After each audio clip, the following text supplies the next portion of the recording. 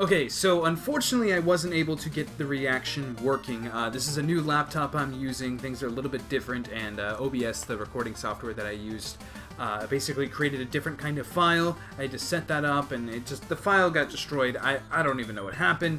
Sorry this is going up super late. I just thought I needed to say that. I don't know. We're talking about Banana Fish episode 12. This was a really good episode. I'm not going to lie to you guys. There was a lot of interesting things happening here. Continuing the Ash and Eiji sort of relationship development from last week's episode, and I really dig that. I truly do. I think that was the strongest part of this episode, was just that argument that they had at the condo. Just really heavy stuff. I was honestly getting close to being misty-eyed. I really felt for Ash's character earlier before that in the alleyway as well, when Ash oh my goodness, taking lives, and he points that out himself. He's like, what have I become? Like, I am a murderer now. And there's this beautiful shot of him in the alleyway. I really dig that. And I like that there's a human aspect to this. Ash he's not just a badass. He's not just some guy that's just popping people and killing everyone. He is human, a very troubled and flawed human, and Eiji's kind of digging deeper to kind of discover that side of Ash, but Ash is very reluctant to reveal that side of him. And in this episode, another thing that I really have to credit is the direction that Mappa took, because again, it's very fast-paced, things are moving, we're jumping here and there for sure, but I like how they kind of focused on Ash kind of alluding to a plan that we don't really know as viewers. I dig that. I like that we kind of don't really know what's going on here. Obviously, people that have read the manga do, but I dig that. I like that Ash just leaves the condo at the end of this episode, and we don't know where he's going. There's this phone call. We don't know what's happening with Eiji. Is he really going to Japan with eBay? I have no clue, and I like that Mappa took that into account. Took the sort of surprise factor of next week's episode. That wasn't like a crazy cliffhanger or anything, but it left me wanting more. It left me confused in a very good way.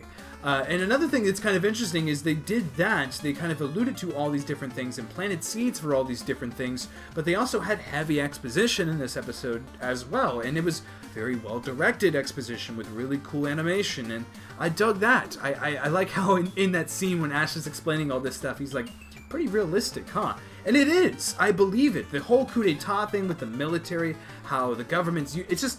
It is realistic, and I was honestly getting like a Narcos vibe. I don't know if you guys have ever seen Narcos, Netflix's original series, Pablo Escobar, all that stuff, the drug trade. I was getting those vibes, how the government was kind of using all these... I don't know, I'm not going to talk about drugs here on the channel, obviously. Got to keep it safe for the kids, of course.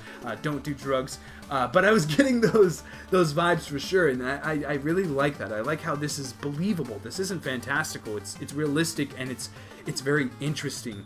And honestly, I feel like I need to rewatch the episode just to kind of get those points a little bit more. It's not that they're failing to express it. It's just there's a lot here, and it's kind of fun. It's kind of fun to dig a little deeper into that, and I think that they did a good job. I thought that Mappa did a good job here, and that's a good thing, because this is a hard series to adapt. We can see Mappa not necessarily struggling, but not succeeding in every single area. There are things that are going to be rushed, but in this episode, I thought that they focused on the things that were important. I thought that they did a good job of conveying those messages and conveying those scenes at a very good pace. There are a couple of things here and there. The Yutlung and Sing conversation wasn't really digging.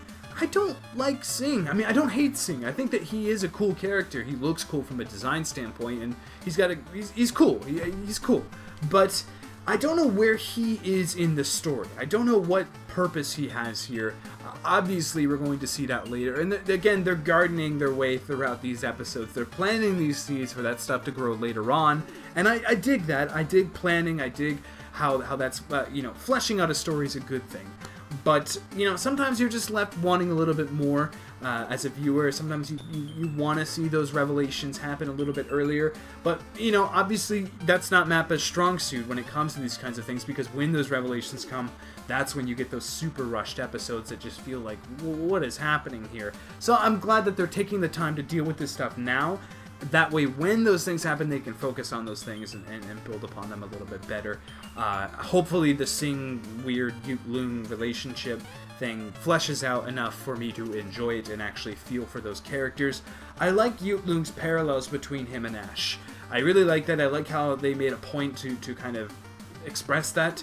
I think that I get it. You know, I definitely feel like there is a sort of relatability between those two characters, and I like how Ash and Yutlung, or at least to my knowledge, I think that they know that as well.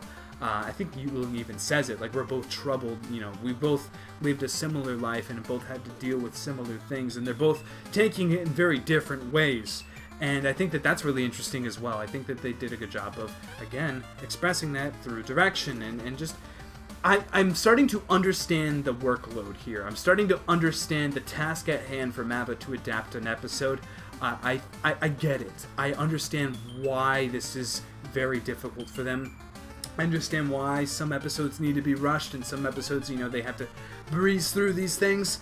And I'm starting to kind of sympathize with them when that kind of stuff happens. I gotta give them the benefit of the doubt because it's not easy. You know, if Mappa wanted to, you know, this would be a 45 episode series and they'd be able to, you know, tell the story that they wanted to. But obviously, you know, we don't live in dreamland. Those things can't happen. And I think that they're doing a good job with what's handed to them. And that's 2 thumbs up. So, yeah. That's really all I have to say about this episode. I thought that they did a good job. I'm looking forward to next week's episode. I'm looking forward to seeing these seeds grow. I'm looking forward to seeing what's going on with Eiji and eBay. Are they actually flying out to Japan?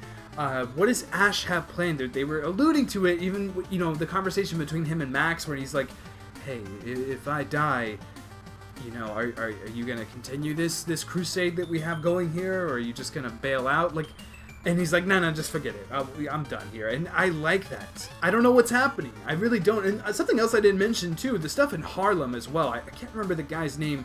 The big guy, you know, with the gang in Harlem. I really, really love that. I was just feeling really cool vibes. The OST, let me tell you, is just fantastic in this episode. The stuff at that bar with the Harlem gang was just fantastic. I love it. I really do. I love the vibes that they're creating. They've done a good job. Gonna be sad to see the opening go, though. Next week we're getting a new opening. Really, really dig this opening, and it's gonna be interesting to see what they do next. Hopefully that ED stays, though. Don't touch that. Just leave that alone. Make sure to comment down below and give me your thoughts on this week's Banana Fish. Let me know what you think of Ash and Eiji, that kind of relationship between them, the conversations that they had, and obviously the developments of Banana Fish itself, this drug, you know, going into the Middle East, and how there is this coup d'etat sort of thing. And what do you think of Mappa, you know, taking on this workload? How good of a job do you think they're doing? I know a lot of you viewers are manga readers, and you guys kind of criticize the series on that aspect, and I'm curious what you guys think. Like, is Mappa doing okay here, or is this, like, just critical failure?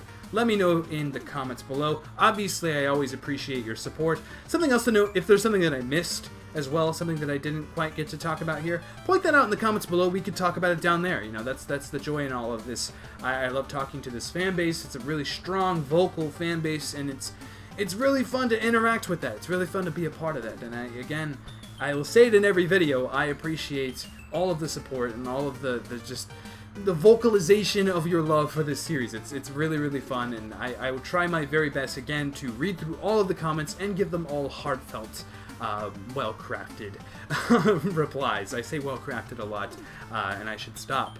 Anyway, thank you guys very, very much for watching. Until next time, I will see you guys later. Bye-bye.